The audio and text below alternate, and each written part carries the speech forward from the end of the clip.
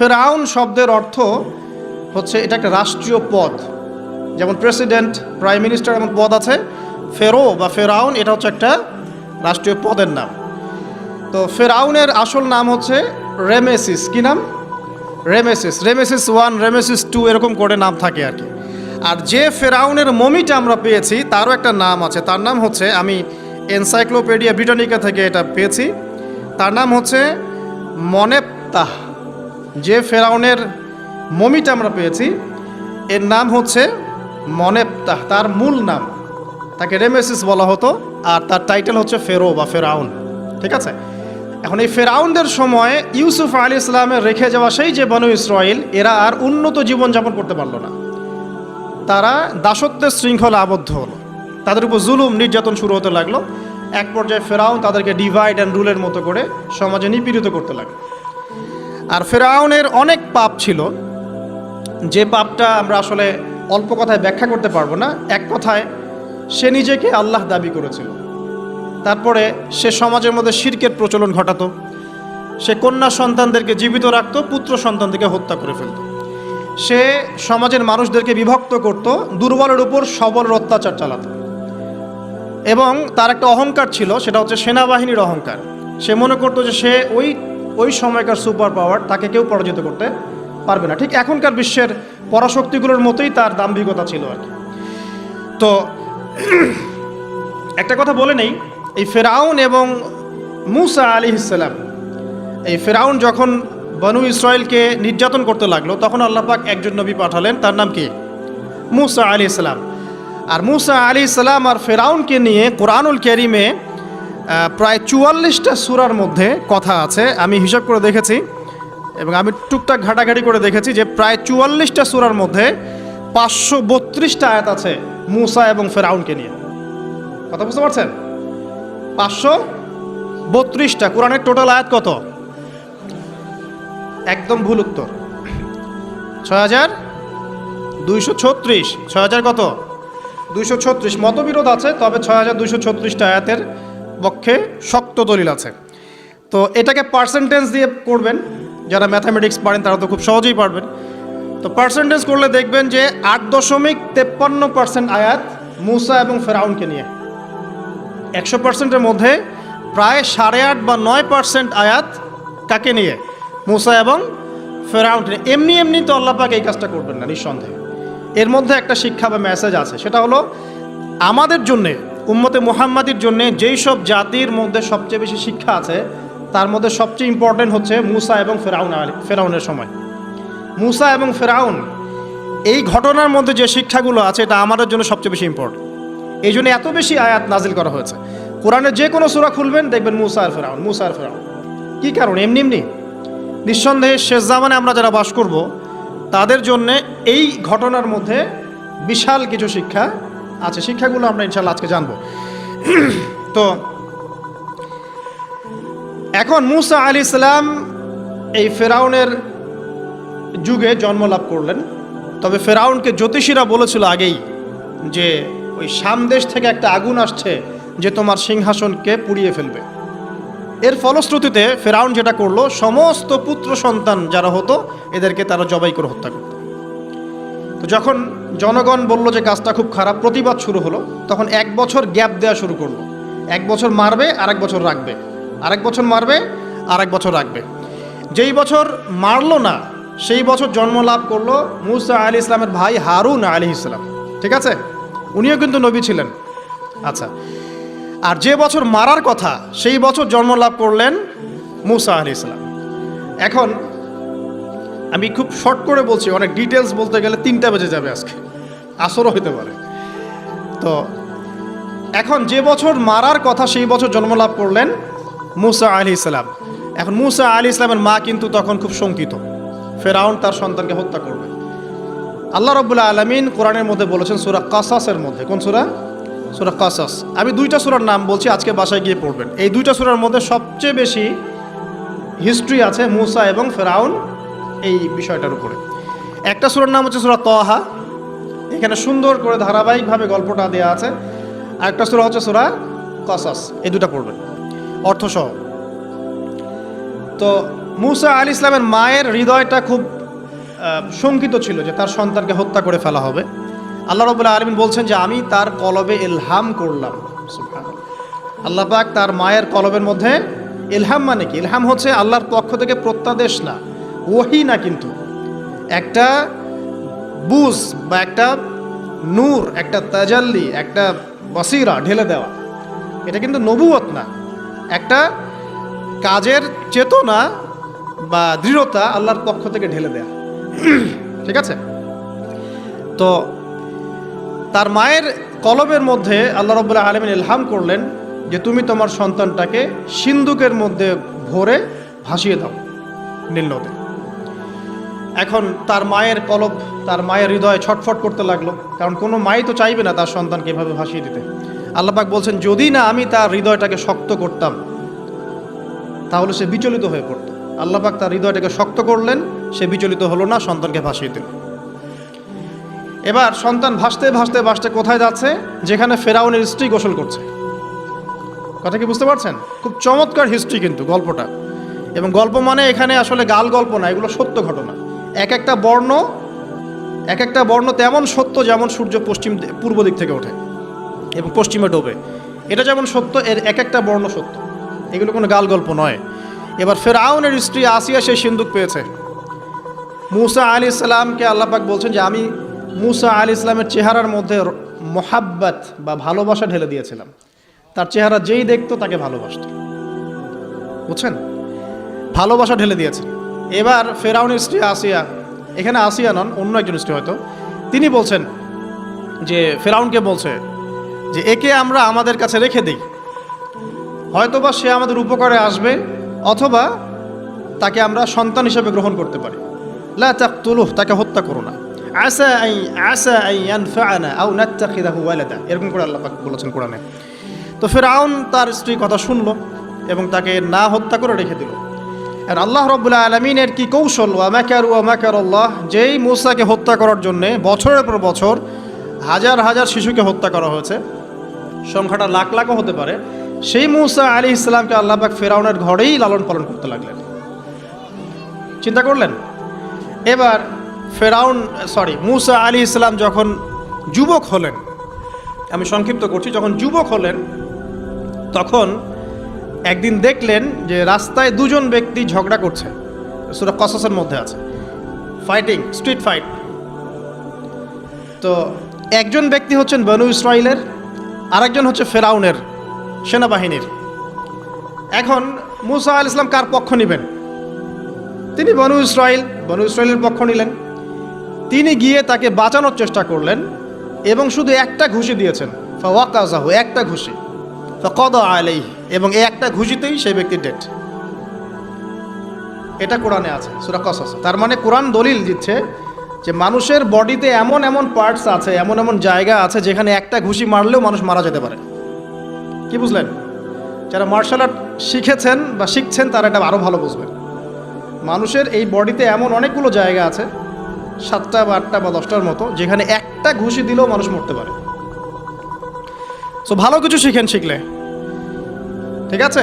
TikTok প্রজন্ম না হয়ে আর এই মোবাইলে লুডো না খেলে ভালো কিছু শেখেন, ইনশাআল্লাহ কাজে দিবে। আত্মরক্ষা শেখা খারাপ? আচ্ছা, তো তবে দাড়ি টুপি নিয়ে শিখতে যায় না, সমস্যায় পড়তে পারেন। তো এখন একটা ঘুষিতে সেই ব্যক্তি মারা গেল। তার পরের দিন আবার দেখা গেল যে ওই ব্যক্তি যাকে তিনি বাঁচিয়েছেন সেই ব্যক্তি আর আরেকজন সেনাবাহিনীর সদস্য আবার মারামারি করছে। এবার মুসা আলাইহিস সালাম বললেন যে তুমি তো একটা বোকা মানুষ। এবার সে আবার চড়াও হতে শুরু করলো মুসা আলাইহিস সালাম, কিন্তু এবার একজন ব্যক্তি এসে তাকে বললেন যে গতকাল তুমি কিন্তু একজনকে হত্যা করেছো এক ঘুষিতে, আজকে আবার তুমি এই কাজ করতে যাচ্ছ, তুমি তো এখানে স্বৈরাচারের মতো আচরণ করছো। মুসা আলাইহিস সালাম তখন আল্লাহর কাছে ক্ষমা চাইলেন, বললেন ইন্নাহু হাযা মিন আমালিশ শাইতান, এটা তো শয়তানের মতো কাজ, শয়তানের কাজ হয়ে গেল। রব্বিক ফিরলি, আল্লাহ আমাকে মাফ করে দিন। ফাগফার আল্লাহ, আল্লাহ পাক বলছেন আমি তাকে মাফ করে দিলাম। তো তিনি তো ইচ্ছাকৃতভাবে করেন নাই, করেছেন আনইনটেনশনালি, এটা হয়ে গেছে। কিন্তু এখন ফেরাউন মুসা আলাইহিস সালামকে ধাওয়া করতে শুরু করলো, কারণ ফেরাউনের দৃষ্টিতে মুসা আলাইহিস সালাম একটা মার্ডার করেছেন তার দৃষ্টিতে, কিন্তু মুসা আলাইহিস সালাম তো আর এটা করেন নাই, ইচ্ছা করে এটা হয়নি, অ্যাক্সিডেন্টলি হয়ে গেছে। এখন মুসা আলাইহিস সালামকে এক ব্যক্তি এসে বলল, তুমি এখান থেকে তাড়াতাড়ি পালাও, এই মিশরে থাকলে ফেরাউন তোমাকে ধরে এখন শাস্তি দিবে। এখন মুসা আলাইহিস সালাম বাধ্য হয়ে মিশর থেকে চলে যাচ্ছেন কোথায়? মাদিয়ান। কোন জায়গা? মাদিয়ান। এটাও আরবের মধ্যে একটা জায়গা, যেই জায়গার নবী হচ্ছেন শুআইব আলাইহিস সালাম। কি নাম? আচ্ছা, এবার শুআইব আলাইহিস সালামের সেই কওমে মুসা আলাইহিস সালাম গেলেন, না খাবার আছে, না পানি, না কাপড়, কিছুই নাই, একদম রিক্ত হস্ত। সেখানে গিয়ে তিনি দেখলেন যে এমনই একটা জলাশয়, হয়তোবা আল্লাহ ভালো জানেন, সেই জলাশয়ের কাছে কিছু মানুষ পানি পান করাচ্ছে গবাদি পশুদেরকে। আমি কি বুঝাতে পারছি? আচ্ছা, তো দূরে দুজন মেয়ে দাঁড়িয়ে আছে। এই দুজন মেয়ে অনেকক্ষণ থেকে দাঁড়িয়ে আছে, তারা পানি পান করাতে পারছে না। মুসা আলাইহিস সালাম অনেকক্ষণ থেকে অবজার্ভ করছেন যে মেয়ে দুটো পানি পান করাতে পারছে না গবাদি পশুদেরকে। তিনি প্রথমে একটু অস্বস্তি বোধ করলেন, তারপরে আবার গেলেন তাদের কাছে, গিয়ে বললেন কি সমস্যা। তখন সেই মেয়েরা বলল, যতক্ষণ পর্যন্ত আমার কওমের লোকেরা এখান থেকে সরে যায় না, ততক্ষণ আমরা পানি পান করাতে পারি না, কারণ আমরা দুর্বল, মেয়ে মানুষকে টাইম দিচ্ছে না আর কি। আর এদিকে আমাদের বাবা অত্যন্ত বৃদ্ধ মানুষ, বাসায় পড়ে আছেন একা। তখন মুসা আলাইহিস সালাম যুবক ছিলেন এবং তিনি কিন্তু শক্তিশালী ছিলেন, কওয়িউন আমিন, বিশ্বস্ত এবং শক্তিশালী। ওই যে এক ঘুষিতে মানুষ মারা মানুষ, কি মনে করছেন? তো তিনি এবার ওই গবাদি পশুদেরকে নিয়ে এসে পানি পান করালেন। পানি পান করিয়ে তিনি একটা গাছের ছায়ায় গিয়ে বসলেন। এই প্রত্যেকটা কথা কিন্তু কোরআনে আছে, প্রতিটা কথাই। সূরা কসস পড়েন, সূরা তাহা পড়েন। গাছের ছায়ায় বসে তিনি একটা দোয়া করছেন, এবার হাত উঁচু করে দোয়া করছেন, রব্বি, হে আমার প্রতিপালক, ইন্নী লিমা আনজালতা ইলাইয়া মিন খায়রিন ফাকির। হে আল্লাহ, আপনি আমার প্রতি যে রহমত বা যে করুণা বর্ষণ করবেন, এর জন্য আমি ফকির হয়ে বসে আছি। দোয়ার ভাষাটা শুনছেন? আল্লাহ, আপনি আমার প্রতি যে করুণা বর্ষণ করবেন, আমি এর জন্য ফকির হয়ে বসে আছি। তো প্রত্যেকটা নেক কাজ করার পরে এরকম দোয়া করা সুন্নত, দোয়া কবুল হয়ে যাবে ইনশাআল্লাহ। দোয়া সাথে সাথে কবুল হয়ে গেল। এখন ওই দুইজন মেয়ের মধ্যে একজন মেয়ে হেঁটে হেঁটে আসছে। ওই মেয়ে কিভাবে হেঁটে এসেছে সেটাও কোরআন বলেছে, কিভাবে হেঁটে এসেছে সেটাও কোরআনে বলেছে সূরা কসাসের মধ্যে। সূরা কসাসে আল্লাহ পাক বলছেন, ওই দুইজন মেয়ের মধ্যে একজন হেঁটে হেঁটে আসলো লাজুক পায়ে। কেমন পায়ে? লাজুক পায়ে। যেই চলাফেরা আপনি এখনকার মেয়েদের মধ্যে দেখতে পারবেন না। এখনকার মেয়েদের হাঁটার মধ্যে লজ্জা আছে, লজ্জাশীলতার সাথে লাজুক ভঙ্গিতে সেই মেয়ে হেঁটে হেঁটে আসলো। আল্লাহ পাক সেই কথাটাও কোরআনে বলেছে। তো যে জায়গায় আসছিলাম, ওই মেয়ের হেঁটে আসাটা আল্লাহ রাব্বুল আলামিন ব্যাখ্যা করেছেন। সেই মেয়ে, দুইজন মেয়ের একজন মেয়ে হেঁটে হেঁটে আসছে মুসা আলাইহিস সালামের কাছে লাজুক ভঙ্গিতে, লজ্জায় মুখ নত করে, লজ্জাশীলতার সাথে এসে বলছেন যে আমার বাবা আপনাকে ডাকছে। তার বাবা কে? শুআয়ব আলাইহিস সালাম। আমার বাবা আপনাকে ডাকছে। এবার তিনি গেলেন শুআয়ব আলাইহিস সালামের কাছে, গিয়ে তার কিসসা বা কাহিনীটা বললেন। শুআয়ব আলাইহিস সালামও কিন্তু একজন নবী এবং জবরদস্ত নবী। বলে রাখি, শুআয়ব আলাইহিস সালামের কওম সর্বপ্রথম সেই কওম ধ্বংস করা হয়েছিল। সর্বপ্রথম পৃথিবীতে ভূমিকম্প দিয়ে যে কওমকে ধ্বংস করে দেওয়া হয়েছে সেটা হচ্ছে শুআয়ব আলাইহিস সালামের কওম। আর তিনটা বড় বড় ভূমিকম্প আমাদের সামনে অপেক্ষাও করছে শেষ জামানায়। তিনটা হবেই, একটা পৃথিবীর পশ্চিম দিকে, একটা পৃথিবীর পূর্ব দিকে। আর পূর্ব দিক বলতে কিন্তু আমাদের দিক, Indonesia, Malaysia, Bangladesh, Pakistan, Sri Lanka, India, এই পুরো জায়গা হচ্ছে পূর্ব দিক। আর পশ্চিমা সভ্যতা তো বোঝেন, পশ্চিম কোন দিকে। আর একটা হবে পৃথিবীর মাঝখানে। মাঝখান কোনটা? এই যে জাজিরাতুল আরব, এখানে একটা হবে। এটা হবেই, কোনো বিজ্ঞানী ঠেকাতে পারবে না। তো শুআয়ব আলাইহিস সালামের কওম সেই কওম যাকে ভূমিকম্প দিয়ে ধ্বংস করা হয়েছিল। তো এখন মুসা আলাইহিস সালাম তার কাছে গিয়ে তার ঘটনাগুলো বললেন। শুআয়ব আলাইহিস সালাম তাকে বললেন, ঠিক আছে, আমার মেয়ের একটা দাবি। আমার মেয়ে বলেছে যে তুমি হচ্ছ বিশ্বস্ত এবং শক্তিশালী, তোমাকে যেন আমি আমার কাজে নিয়োগ করি। আসলে মেয়ে বাবাকে ইঙ্গিত একটা মানে মনের ভাব ব্যক্ত করেছে আর কি। তখন তার বাবা সেই ভাবটা বুঝতে পেরেছেন। তিনি বলেছেন, ঠিক আছে, আমি আমার এই মেয়ের সাথে তোমাকে বিয়ে দিব। শর্ত কি? শর্ত হচ্ছে তোমাকে 8 বছর আমার এখানে কাজ করতে হবে। 8 বছর, কত বছর? 8 বছর কাজ করার বিনিময়ে আমি তোমাকে আমার মেয়ের সাথে বিয়ে দিচ্ছি। আর যদি তুমি চাও তাহলে 10 বছর পূর্ণ করতে পারো। ঠিক আছে? তো মুসা আলাইহিস সালাম বলেন, ঠিক আছে, আমাদের মাঝে আল্লাহ পাক সাক্ষী হিসেবে যথেষ্ট। এবার সেখানে মুসা আলাইহিস সালাম তার সংসার শুরু করলেন। 10 বছর অতিবাহিত হলো। তারপরে এখন মিশরে ফিরে যাওয়ার পালা। মুসা আলাইহিস সালাম তার স্ত্রীকে নিয়ে কোথায় যাচ্ছেন এখন? মিশর, তার হোম টাউন, ঠিক আছে, মাদারল্যান্ড। কিন্তু যাত্রা পথে তুয়া উপত্যকায় বিভিন্ন কিতাবে এসেছে তার স্ত্রীর প্রসব বেদনা শুরু হয়। তখন তিনি আগুন তালাশ করতে থাকেন। আগুন তালাশ করতে করতে আস্তে আস্তে তিনি এমন একটা জায়গার দিকে চলে যান, তুয়া উপত্যকায়, যেখানে দেখেন যে গাছের উপর আগুন জ্বলছে। এবং তখন আগুনকে ফলো করতে করতে হঠাৎ তিনি এক গায়েবী আওয়াজ শুনতে পান।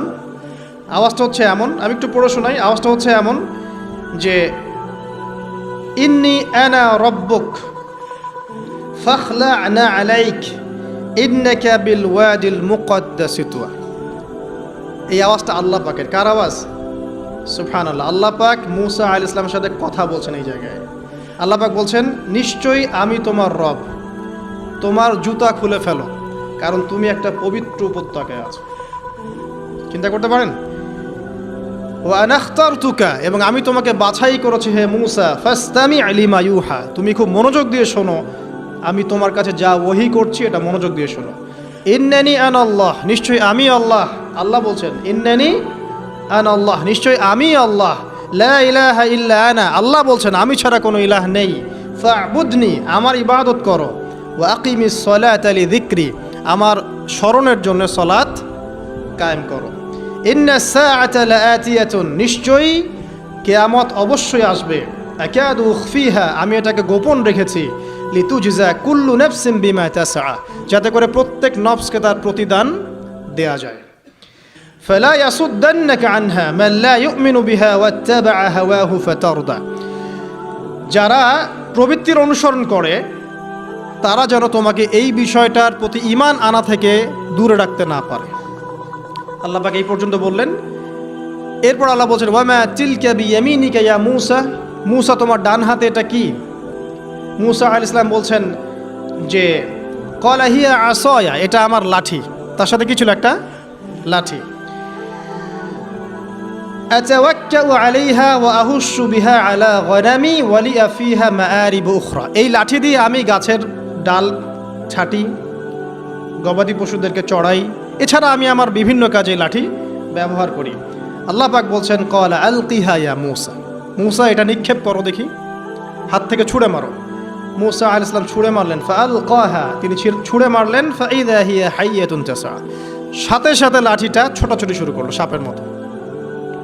অন্য সূরায় আছে এই দৃশ্য দেখার সাথে সাথে মূসা আলাইহিস সালাম উল্টা দিকে দৌড় দিয়েছিলেন। স্বাভাবিক, ভয় পাওয়া স্বাভাবিক। তো তখন আল্লাহ পাক বলেছিলেন যে তুমি ভয় পেও না, আমার কাছে নবীগণ ভয় পায় না। ঠিক আছে, অন্য সূরায় এগুলো আছে, আমি শর্ট করে বলছি। এরপরে আল্লাহ পাক বললেন, ক্বালা খুযহা ওয়ালা তাখাফ, তুমি এটাকে ধরো, এটাকে ভয় পেও না। সানুঈদুহা সিরাতাহাল উলা, তুমি ধরা মাত্রই সেটা আবার লাঠিতে রূপান্তরিত হবে। আরেকটা কাজ করো, ওয়াদমুম ইয়াদাকা ইলা জানাহিক, তোমার হাতটাকে বগলের নিচে নিয়ে যাও। তাখরুজ বাইদা মিন গায়রি সু, এটাকে বের করো, তারপর দেখবে এটা স্বচ্ছ আলো প্রদান করবে। সুবহানাল্লাহ। বগলের মধ্যে হাত নিয়ে আসো, হাতটাকে বের করো, দেখবে হাত থেকে স্বচ্ছ আলো বের হবে। এই দুইটা মুজিজা আল্লাহ পাক তাকে দিলেন। আয়াতান উখরা, এটা আরেকটা নিদর্শন। তো এখানে কি হলো? মূসা আলাইহিস সালাম নবুয়ত পেলেন। Shortcut key? মূসা আলাইহিস সালাম কি পেলেন? নবুয়ত পেলেন। নবুয়ত পাওয়ার সাথে সাথে আল্লাহ পাক তাকে দুটো মুজিজা দিলেন। একটা হচ্ছে লাঠি, আর একটা কি? হাত বগল থেকে বের করলেই কি হবে? আলো বের হয়ে যাবে। এবার তার ডিউটি কি?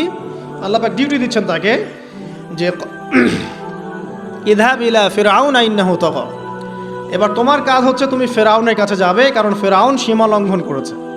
তখন মূসা আলাইহিস সালাম বললেন, রব্বি ইশরাহ লি সদরি, আল্লাহ আমার বক্ষটাকে প্রশস্ত করে দিন। মানে আমার তো সেখানে যাওয়ার সাহস হচ্ছে না, আমি তো সেখানে ওদের দৃষ্টিতে একজন খুনের আসামি, ওদের দৃষ্টিতে ওরা তো আমাকে পেলে হত্যা করে ফেলবে। আল্লাহ পাক বলছেন, কেল্লা, কখনো না, তারা তোমাকে হত্যা করতে পারবে না। তখন তিনি দোয়া করছেন, আল্লাহ আমার হৃদয়টাকে প্রশস্ত করে দিন, ওয়া ইয়াসসির লি আমরি, আমার কাজকে সহজ করে দিন। ওয়াহলুল উকদাতাম মিন লিসানি, আমার লিসান, আমার জিহ্বায় জড়তা আছে আল্লাহ, এটাকে দূর করে দিন।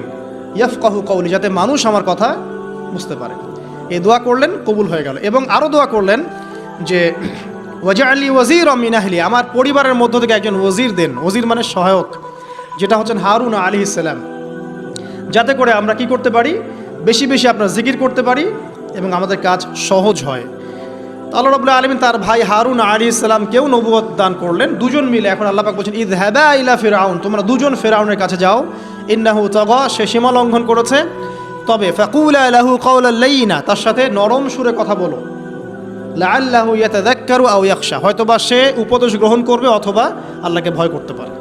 তো ডিউটি দেওয়া হলো যে তোমাদের কাজ এখন এটা, এবং তোমাদের ভয় পাওয়ার কোনো কারণ নাই, সে তোমাদের কোনো ক্ষতি করতে পারবে না।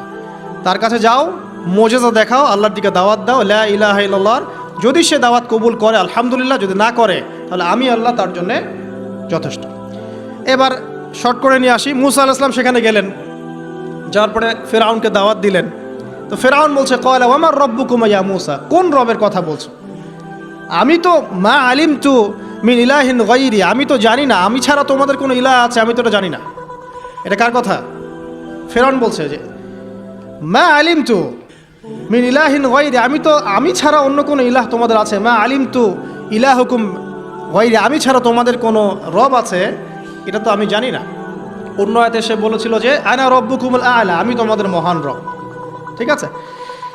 তো মুসা আলাইহিস সালাম ব্যাখ্যা করলেন, আমি সেই রবের কথা বলছি যে রব আসমান সৃষ্টি করেছেন, জমিন সৃষ্টি করেছেন, যেভাবে তাওহীদের দাওয়াত দিতে হয় সব দিলেন। এরপরেও ফেরাউন সেটা গ্রহণ করলো না। তখন মুসা আলাইহিস সালাম বললেন, যদি আমি তোমাকে কোনো বড় নিদর্শন দেখাই তারপরেও কি বিশ্বাস করবে না? তখন ফেরাউন বলল যে দেখাও দেখি। তখন তিনি লাঠি ছুঁড়ে মারলেন, সাপ হয়ে গেল। এই দৃশ্য থেকে ফেরাউনের পরিবারের সবাই ভয় পেয়েছিল, কিন্তু পলিটিক্যাল স্বার্থে ফেরাউন বলেছিল যে সে একজন বড় জাদুকর, জনগণকে তো বোঝাতে হবে কিছু, নিজে ভয় পেলেও জনগণকে তো কিছু বোঝাতে হবে। সে জনগণকে বলছে আসলে সে একজন বড় জাদুকর, সে চাচ্ছে তোমাদের ন্যাশনের মধ্যে ফাটল সৃষ্টি করতে। তো এখন কি করা যাবে? পরামর্শ করা হলো, তার কাছের কিছু মানুষ থাকে না, তার মন্ত্রী পরিষদ যারা শয়তানিতে পিএইচডি করেছিল আর কি, তার ওকে পরামর্শ দিল যে একটা কাজ করা যাক, একটা বড় ময়দানে যাওয়া যাক, সেখানে আমরা বড় বড় জাদুকরদেরকে ডাকবো, এখানে একটা জাদুর ব্যাটল হবে, মোনাজারা হবে জাদুর। সব বড় বড় জাদুকরকে ডাকা হলো মিশরের, এবং বলে রাখি যে জাদুবিদ্যা কিন্তু সত্য, সুলাইমান আলাইহিস সালামের সময় থেকে এটা চলে আসছে। হারুত এবং মারুত ফেরেশতাকে কিন্তু এর মধ্য দিয়ে পরীক্ষা করা হচ্ছে মানব জাতিকে। যাই হোক, তো জাদু থেকে বাঁচার জন্য কোরআন এবং সুন্নাহর যে দোয়া কালামগুলো আছে এগুলো নিয়মিত পড়বেন ইনশাআল্লাহ। আল্লাহ পাক আমাদেরকে হেফাজত করুন, আমিন। তো আমি শর্ট করছি। তো এবার জাদুকররা একদিকে, মুসা আলাইহিস সালাম একদিকে।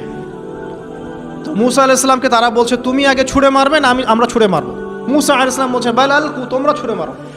তখন তারা যখন তাদের লাঠিগুলো ছুঁড়ে মারলো, এগুলো সাপ হয়ে গেল। এটা কি চোখের ভেলকিবাজি ছিল? আল্লাহ পাক এই জাদুটাকে বলেছেন কোরআনে সিহরুন আযীম, বড় একটা জাদু করেছিল তারা, মানে তারা জাদুবিদ্যায় খুব পারদর্শী ছিল। এখন যেমন সায়েন্সের যুগ, তখন কিন্তু জাদুবিদ্যার যুগ ছিল। ঠিক আছে? তো মুসা আলাইহিস সালাম তারপর কিছুটা ভয় পেয়ে গেলেন। আল্লাহ পাক বলেন তুমি ভয় পেও না, বরং তোমার লাঠি ছুঁড়ে মারো, ইন্নাকা আনতাল আ'লা, তুমি বিজয়ী হবে ইনশাআল্লাহ তাআলা।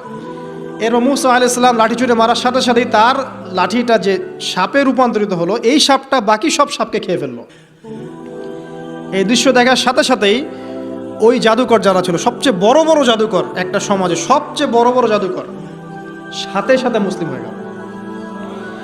বললো যে ক্বালা আমান্না বিরব্বি হারুন ওয়া মুসা, আমরা মুসা এবং হারুনের রবের প্রতি ঈমান নিয়ে আসলাম। তখন ফিরআউন বলল যে ও আচ্ছা, তাহলে ইন্নাহু কাবীরুকুম আল্লামাকুমুস সিহর, তাহলে মুসাই হচ্ছে তোমাদের লিডার, যে তোমাদেরকে জাদু শিখিয়েছে। তাহলে পলিটিক্যাল লোকজনের কথাগুলো এরকমই হয়, সত্য কখনো স্বীকার করতে যাবে।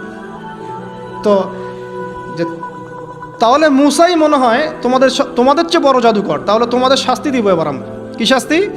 ওই যে শুলদণ্ড দিয়ে ডান দিকের হাত বাম দিকের পা কেটে ফেললো। চিন্তা করতে পারেন, একদিকের হাত একদিকের পা কেটে শুলদণ্ড দিয়ে ঝুলিয়ে রাখলো। তখন এই জাদুকররা এমন একটা কথা বলেছে যেটা পড়লে আমরা চোখ দিয়ে পানি পড়ে যায়।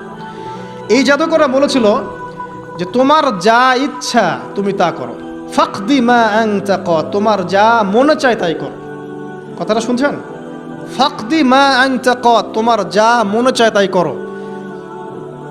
কিন্তু আমরা ইন্না আমান্না বিরব্বি হারুন ওয়া মুসা, আমরা মুসা এবং হারুনের রবের প্রতি ঈমান এনেছি। আশা করা যায় যে আমরা এই ঈমান আনার ফলে সারা জীবন জাদুবিদ্যা চর্চা করে যে পাপ করেছি, আল্লাহ পাক সব পাপ মাফ করে দিবেন ইনশাআল্লাহ। দেখেন, একটা সেজদা না করেও তারা জান্নাতে চলে গেল। দেখলেন, তারা কিন্তু নামাজ পড়তে পারে নাই, সুযোগ হয়নি, রোজা রাখতে পারে নাই, জাকাত দিতে পারে নাই, শুধু খালেস ঈমান যে না আল্লাহকে চিনেছি, আল্লাহ ছাড়া কোনো ইলাহ নাই, আল্লাহ ছাড়া কাউকে পরোয়া করি না, আল্লাহই সব কিছু। তারপরে তাদেরকে ফাঁসি দেওয়া হলো, হাত পা কেটে ফেলা হলো, জান্নাত। এই ঘটনাটা পড়বে তহার মধ্যে আছে। যাই হোক, এখন এভাবে যখন মূসা আলাইহিস সালামকে পরাজিত করতে পারলো না, মূসা আলাইহিস সালাম তাদেরকে সময় দিলেন, তওবা করে ফিরে আসো, আল্লাহ পাক মাফ করে দিবেন। কিন্তু ফেরাউন এবং তার দলবল এগুলো সহ্য করলো না, বরং ফেরাউন টিটকারি করছিল, এই হামান তুমি আছো? হামান বলছে হ্যাঁ আছি, আমার জন্য একটা বড় প্রাসাদ নির্মাণ করো, ইট পোড়াও, আমার জন্য উঁচু প্রাসাদ তৈরি করো, যাতে আমি উকি মেরে দেখতে পারি মূসার রব কোথায় আছে। কথা বুঝতে পারছেন?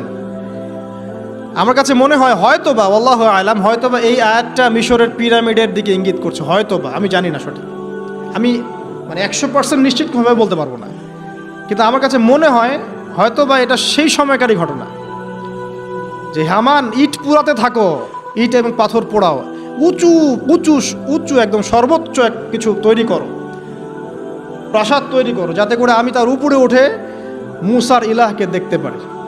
এটা কার কথা ছিল? ফেরাউনের। এটা করাও হয়েছে। এরপরে 9টা আযাব আল্লাহ পাক দিয়েছেন। কয়টা? 9টা। একবার সতর্ক করা হয়, যদি না শোনে আল্লাহ পাক আযাব দিলেন, রক্তের সমস্ত পানি রক্ত হয়ে গেল। এবার ফেরাউন এবং তার লোকজন এসে বলে আমরা তওবা করব, মূসা তুমি দোয়া করো আল্লাহর কাছে, আল্লাহ যেন সরিয়ে দেয়। মূসা আলাইহিস সালাম দোয়া করেন, আযাব সরে যায়, তারা আবার নাফরমানি শুরু করে। কথা বুঝতে পারছেন? তারপরে আযাব আসলো ব্যাঙের, সবখানে ব্যাঙ দিয়ে ভর্তি। তারপরে আবার তওবা করার প্রত্যয় ব্যক্ত করলো, তওবা করলো না, আবার আযাব। এরপরে আযাব উকুনের, কিসের? উকুন। এভাবে একটা একটা করে আসতে থাকলো। এবার প্লেগ, তারপর ফড়িং। প্লেগ এমনভাবে এসেছিল যে একদিনেই 70,000 মানুষ মারা গেছে। এভাবে 9টা আযাব আল্লাহ পাক দিলেন, কিন্তু ফেরাউন কিছুতেই ঈমান আনলো না। এবার সবশেষ পালা। সর্বশেষে মূসা আলাইহিস সালাম বললেন যে বনু ইসরাইলকে আমার সাথে যেতে দিবা কিনা সেটা বল। তো এখন যেহেতু অনেক মানুষ মারা যাচ্ছে প্লেগে, সবশেষে গিয়ে মূসা আলাইহিস সালামের কাছে ফেরাউন এবং তার এই যে হামান, কারুন, যারা ছিল, এরা নমনীয় হলো এবং বলল ঠিক আছে, তোমরা বনু ইসরাইলকে নিয়ে এখান থেকে বের হয়ে যাও, মিশরে আমরা আর কোনো আপদ চাই না, তোমরা চলে যাও এখান থেকে। এবার যখন মূসা আলাইহিস সালাম এবং বনু ইসরাইল এখান থেকে বের হয়ে যাচ্ছেন, বলা হচ্ছে তাদের সংখ্যা ছিল প্রায় 30 লক্ষ, কেউ বলেছেন 40 লক্ষ। সংখ্যাটা ফ্যাক্ট না, বনু ইসরাইলের একটা বড় কম ছিল, 10 থেকে 20% মানুষ মিশরের বনু ইসরাইল ছিল। তারা এখন বের হয়ে যাচ্ছেন রাতের অন্ধকার শেষ হয়ে ফজরের সময়। ফেরাউনের মাথায় আবার শয়তানি চাপলো, সে বলল না, এদেরকে যেতে দেওয়া যাবে না, যদি চলে যায় ওখানে গিয়ে যদি বিদ্রোহ করে আমাদের উপর হামলা করে, কি করণীয়? ফুল ফোর্স নিয়ে, তার যত সেনাবাহিনী ছিল সমস্ত সেনাবাহিনী নিয়ে ফেরাউন মূসা আলাইহিস সালাম এবং তার কওমকে ধাওয়া করা শুরু করলো পিছন থেকে। এবার মূসা আলাইহিস সালাম যাচ্ছেন, তার কওমকে সাথে নিয়ে, সামনে পড়ে গেল লোহিত সাগর। কোন সাগর? লোহিত সাগর। আর পিছনে ফেরাউনের বাহিনী। এইরকম একটা অবস্থায় মূসা আলাইহিস সালামের কওমের কিছু মানুষ বলেছিল ইন্না লামুদরাকুন, হে মূসা আমরা তো ধরা পড়ে গেলাম, আমরা তখন যেতে পারবো না, সামনে সাগর, পিছনে ফেরাউন। এই সময় মূসা আলাইহিস সালাম একটা কথা বলেছিলেন, এই কথাটা যে বলতে পারবে বিপদের সময় আল্লাহ পাক তার সাথে থাকবেন ইনশাআল্লাহ। মূসা আলাইহিস সালাম বলেছিলেন কাল্লা, ওইরকম একটা অবস্থা তিনি বলছেন কাল্লা, কখনো নয়, ইন্না রব্বি মাইয়া সাইয়াহদিন, আমার রব আমার সাথে আছেন, তিনি আমাকে পথ দেখাবেন। কথা বুঝতে পারছেন? ব্যাস আল্লাহ পাকের সাহায্য নেমে আসলো, তিনি বললেন লাঠি ছুঁড়ে মারো। লাঠি ছুঁড়ে মারার সাথে সাথেই একটা দুইটা না 12টা রাস্তা হয়ে গেল, পানি ভেদ করে, সাগর ভেদ করে। আর এই 12টা রাস্তা দিয়ে, এটা কোনো গাল গল্প নয়, 12টা রাস্তা দিয়ে বনু ইসরাইলের 12টা দল চলে গেল, পার হয়ে গেল। আর ফেরাউন এটা অবাক হয়ে দেখছে। এক পর্যায়ে সেও সিদ্ধান্ত নিল যে আমিও আমার ফোর্স নিয়ে ধাওয়া করব। এই যে সে নামলো লোহিত সাগরের, সাথে সাথে পানি আবার আগের জায়গায়। এক মুহূর্তের মধ্যে, মানে এক দিনে পুরো ফেরাউন এবং ফেরাউনের যত সেনাবাহিনী আছে এক দিনের মধ্যেই শেষ, পৃথিবী থেকে চিরবিদায়। আল্লাহ পাক এত চমৎকার করে কথাটা বলেছেন, কাম তারাকু মিন জান্নাতি ওয়া উয়ুন, তারা কতই না বড় বড় জান্নাত, মানে বাগান এবং প্রস্রবণ পার হয়ে চলে গেল। ওয়া কুনুজি ওয়া মাকামিন কারীম, কত সুন্দর সুন্দর জায়গা তারা ছেড়ে দিয়ে চলে গেল। এবং তারা ধাওয়া করতে লাগলো ফেরাউন মূসার বাহিনীকে। যখন তারা ডুবে গেল, ফামা বাকাত আলাইহিমুস সামাউ ওয়াল আরদ, তাদের জন্য আসমান এবং জমিনের কোনো সৃষ্টি এক ফোঁটা চোখের পানিও ফেলে নাই। এটা আপনি সূরা দুখানের মধ্যে পাবেন, আরও বিস্তারিত আছে। তো এই যে ঘটনাটা ঘটেছে, এই ঘটনাটা ঘটেছে মুহররম মাসের 10 তারিখে। কয় তারিখে? এই হচ্ছে সেই ঘটনা যার স্মরণে আমরা মুহররম মাসের 10 তারিখে সওম রাখি। কথা কি বুঝতে পারছেন? এটাই সেই ঘটনা, যেই ঘটনার ফলশ্রুতিতে এটাকে স্মরণীয় করে রাখতে আল্লাহ পাক কিয়ামত পর্যন্ত এই আশুরার সওমটাকে রেখে দিয়েছেন। এটা ইহুদিরাও রেখেছে, ইসলাম আসার পূর্বে, মানে নবী সাল্লাল্লাহু আলাইহি ওয়াসাল্লামের শরীয়ত আসার পূর্বেও আগের জাতিরাও এটাকে রেখেছিল।